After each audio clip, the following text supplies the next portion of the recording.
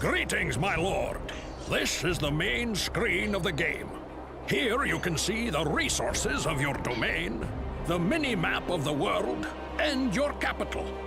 From here you can also open the research window, the spell book, enter your capital, and command your troops. In the city view, you can rename your city, switch between them, and select which buildings to construct and which units to recruit. To construct a building, choose one from the list of buildings and point to a hex where you wish to construct it. Remember that you may construct buildings only inside your city's boundaries, and that construction is possible only if you have enough resources, sufficient population, and a suitable free hex.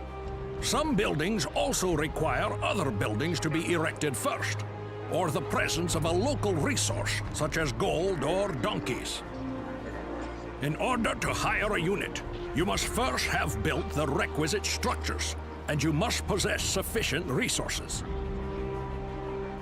My lord, you have opened the research window. Here you can choose a spell to research. Choose wisely, and consider the information that appears when you hover the cursor over each spell's icon. This is your spell book, which contains all the spells you have learned. Note the indicator beside each spell's icon.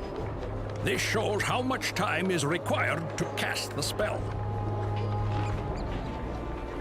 To give an order to a unit, you must first select it with a left click of the mouse. The selected unit can then be ordered to move or to attack. Orders are given also by mouse.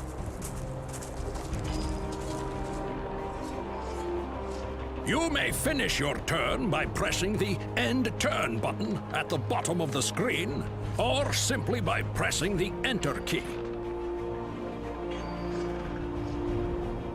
The number of hexes a unit can travel in a turn depends on the movement type of the unit, its number of movement points, and the terrain type over which it is traveling.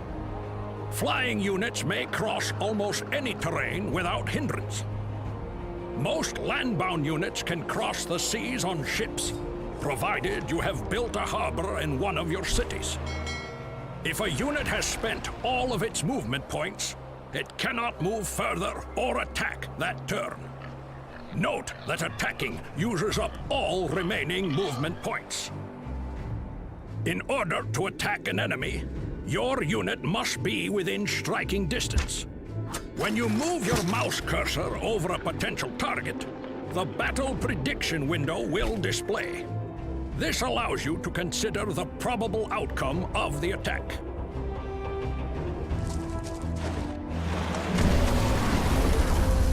Your units may capture cities. To capture a city, you must defeat any unit in the city's castle, defeat the castle itself, and then enter it with one of your units.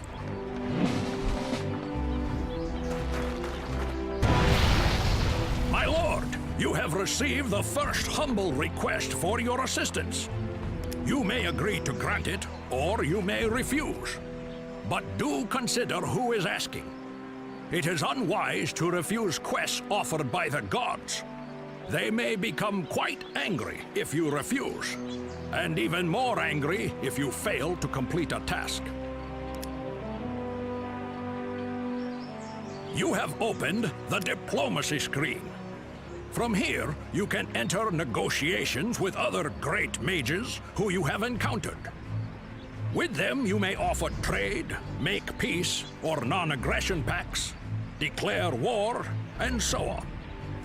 Also note the Circle of Gods, which shows you how you yourself and the other great mages stand with the gods of Ardania. To improve the relationship with a god, you may complete his or her quests. Improving these relationships will allow you to gain new spells and hire his or her servants.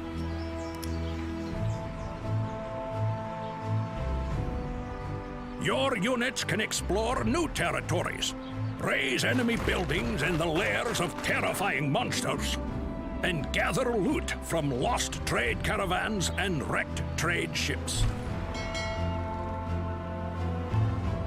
In their travels, your troops may find portals to other worlds. To enter a portal, simply send a unit to its hex. But I must warn you, my lord, that other worlds can be very dangerous places indeed. You had better have quite an army, or first send in a recon force. I would recommend a low-level unit, or even the summoned troop. Someone that won't be sorely missed.